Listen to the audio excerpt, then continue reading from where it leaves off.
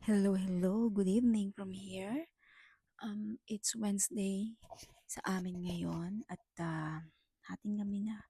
Mag-10 o'clock na po ng gabi. So bago po ako matulog, nais ko lang pong ibahagi ito para sa mga kapatiran, para sa mga wala pang pagkakakilanlan sa ating Panginoon, yung mga wala pang relasyon, at sa mga kapwa ko Kristiyano. Tara, simulan na natin. Ang sabi dito, the Lord who can see my tears. Pinamagatang sa Tagalog na ang Diyos na meron ako na nakakakita sa aking luha. May mga gabi bang umiiyak ka ng tahimik? Yung tipong habang natutulog na ang mga kasama mo sa bahay, gising ka pa rin. Bit-bit ang lungkot, yung pagod, at tanong sa puso, Lord, naiintindihan pa kaya ito ng ibang tao? Minsan kahit surrounded tayo ng maraming tao, parang mag-isa pa rin tayo sa pakiramdam. That's how we feel, right? Sometimes. Hindi natin masabi sa iba ang bigat sa puso natin. Baka hindi nila kasi ito maintindihan eh. Baka mabigatan sila or baka ma-judge tayo. Pero sa gitna ng lahat ng yun, may isang hindi lang basta nakakaintindi sa'yo, kundi tunay na nakakarinig at nagmamalasakit sa iyo. Ang Diyos. Ang Diyos mismo. Sabi nga sa Bible, no, sa Psalm 15, sa Psalm 56 verse 8 or awit chapter 56 verse 8, dun sa awit ni David ni King David, ang sabi doon, iyong isinasaysay ang aking mga gala. Ilagay mo ang aking mga luha sa iyong botelya. Wala ba sila sa iyong aklat? Sa gitna ng kanyang pagtakas at takot, ipinahayag niya ang isang napakagandang katotohanan. May Diyos na hindi lang nakakaalam ng ating mga paglalakbay at sakit, kundi iniipon pa niya ang ating mga luha. Salamat kay Lord. Salamat sa Panginoon. Sa kanyang pagmamahal, sa kanyang pagmamalasakit sa atin. Isipin mo to, ang Diyos na may hawak ng buong kalawakan ay may panahon para sa bawat patak ng luha mo. Amen? Imagine, binibigyan ka niya ng time, quality time. Sa mundo na minsan walang pakialam o hindi kayang intindihin ang tunay mong pinagdaraanan. May isang Diyos na tahimik pero tapat na palagi mong kasama. Hindi mo kailangan sumigaw para mapansin. Hindi mo kailangan magpapansin. Hindi mo kailangang ipaliwanag ang bawat sakit. Dahil ang Diyos, siya mismo ang nag-iipon ng bawat luha mo. Ngayon, balikan natin ang tatlong mahalagang katotohanang ipinapakita ng verse na ito tungkol sa Diyos. Nakasama natin sa bawat pag-iyak. Number 1, God sees every sorrow you can't explain. Ulitin ko. God sees every sorrow you can't explain. Iyong isinasaysay ang aking mga gala na sinabi ni David. Sa panahong isinulat ito ni David, si David ay tumatakas mula sa mga kaaway niya. Walang permanenteng tirahan, palipat-lipat ng lugar, pagod. He's scary. Takot siya at nalilito siya, litong-lito. Pero sinabi niya, Lord, alam mo lahat ng lakad ko. Hindi lang ang literal na paglalakad, kundi pati yung emotional journeys. So, alam ng Lord ang mga emotional journeys natin mula sa joy, to heartbreak, to confusion. Now, number 2, anong sabi?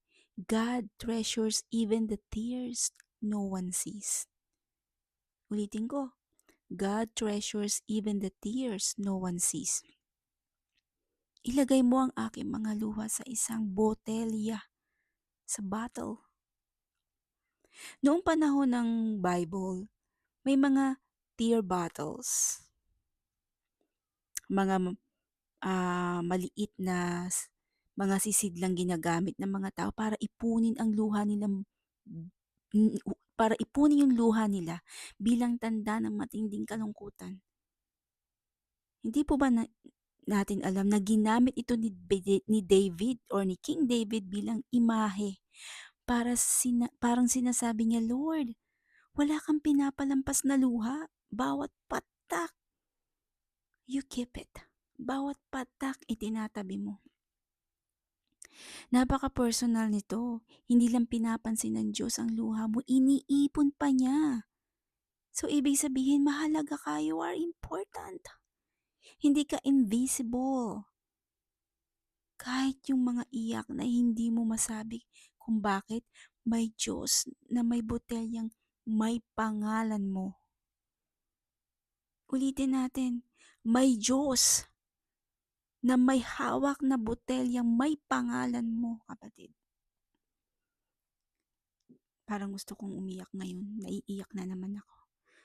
So, dumako tayo sa number 3. Ang sabi dito, God remembers what the world forgets. Ulitin ko ha. God remembers what the world forgets. Wala ba sila sa iyong aklat?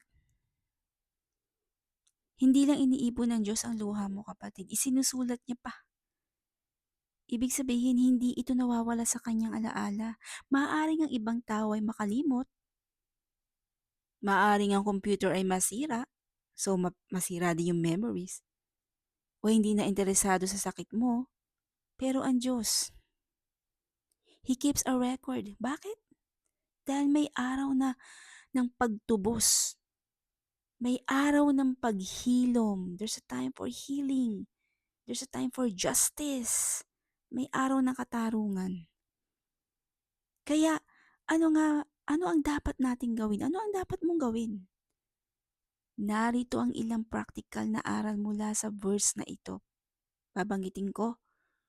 Number 1, you can cry without shame.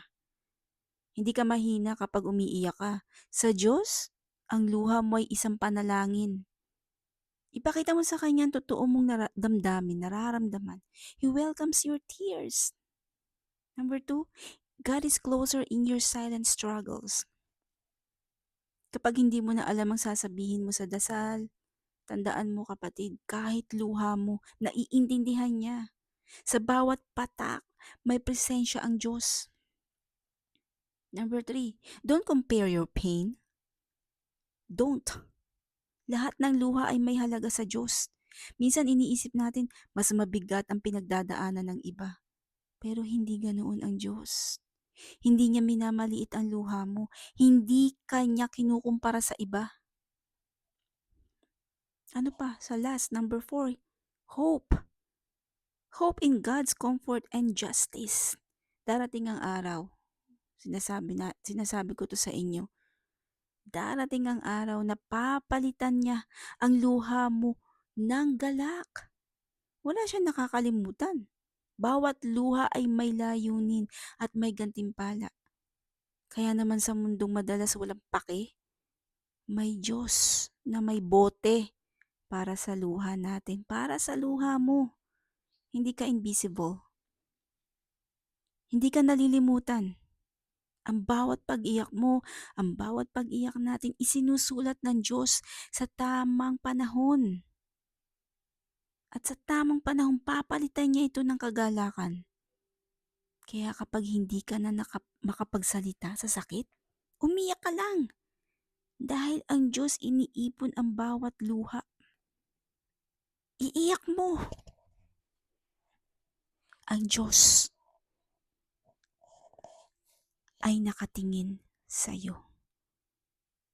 To God be all the glory at hanggang dito na lamang po. Goodbye!